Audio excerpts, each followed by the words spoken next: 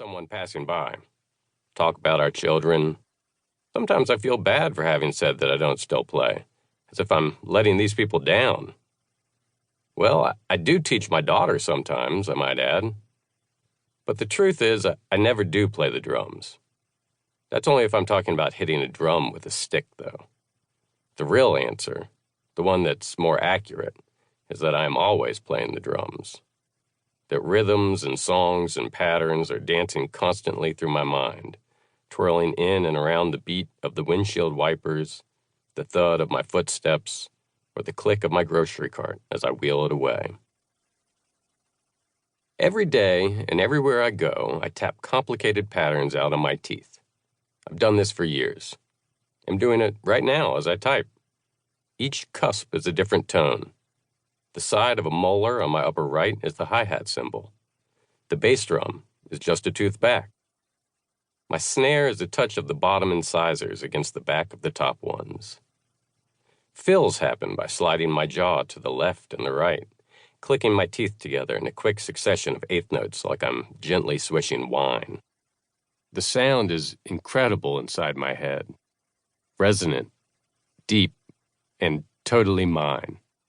You must grind your teeth, the dentist keeps saying, as he prods deeply into my mouth. Do you grind your teeth? No, I say, with difficulty, as he squeaks a latex-covered thumb on a molar. You have serious wear patterns, he says. This happens every time I go to him. He digs his metal poker into an actual pit that has opened up in one tooth on my bottom left side. Your wife ever say you grind your teeth at night? Nope. He keeps prodding as I stare into the light. I can't bring myself to explain to him what it is that I've done. That I've tapped actual holes into my teeth. That I play them like a secret drum set inside my mouth. Part of me is afraid the dentist will think I'm crazy. Another part's afraid that he'll tell me to stop. What song are you playing right now? My wife Abby says, eyeing my thighs as I twitch along to a tune heard only inside my head. I'm playing along with my teeth too, but that she can't see. Oh, I stopped the tapping and flexing. I didn't even know I was doing it. It takes me a second to identify the melody, as if I must consult a separate person within me who's almost too busy to answer. How do other people listen to the world? Do they carefully note that the chorus of this Dua Lipa song, playing on 98.1 FM right now, has just started with an utterly unexpected accent on the 4 instead of the downbeat? When no one is looking, do they play Air Shaker to the 16th notes on the bridge?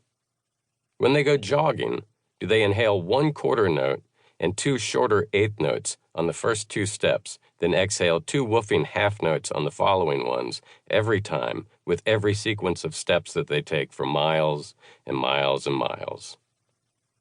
I never play the drums anymore, but they never cease playing me. I'm no longer a drummer, but still, always, I'm drumming. Chapter 1. How to Achieve Success in the North Carolina Music Scene in the years between 1990 and 1997. First, you eat the dried seaweed that Ken Tanaka's mother gives you, placing each thin sheet onto your palm with a pair of chrome tongs. And then you go to the playroom. You're already too old to call it a playroom. You're in 8th grade, but still, you call it the playroom. There's a silver oyster Slingerland drum set from the 60s in there. One that you would kill for now, but at the time seems a bit cheap and weird. And while you can play that drum set well, you've been taking lessons from Pete Crawford for 4 years already. You don't necessarily want to play Ken's drums just for the sake of playing his drums.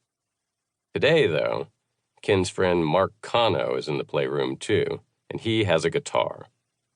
Mark is a few years older, and half Korean, and has dark shaggy hair, and seems unassuming, and will not be the first person with whom you've played. Already, you will have been in the Punctuals for several months, a band whose members are all a bit older than you. You met them at UNCG band camp, and who perform Ramones covers almost exclusively, except for that one time when you told them you also really liked Magic Carpet Ride by Steppenwolf, and they all got sort of quiet and awkward for a moment before finally agreeing to run through it. But Mark can sing much better.